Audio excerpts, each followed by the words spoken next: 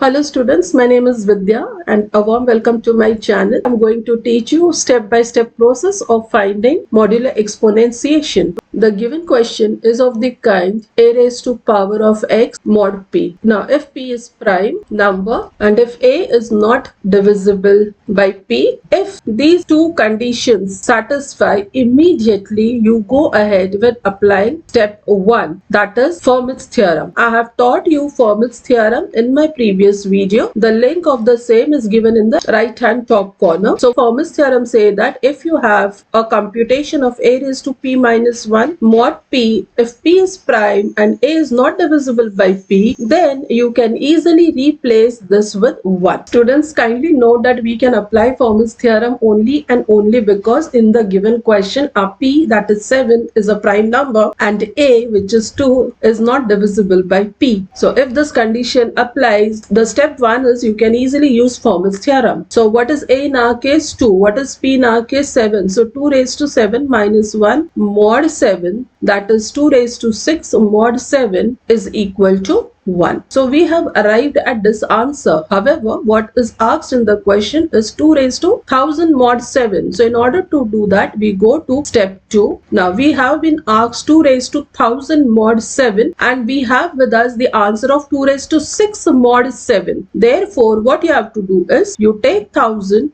divide it by 6. So on the calculator, you can take 1000 and divide it by 6. The answer that you will get is 166.67.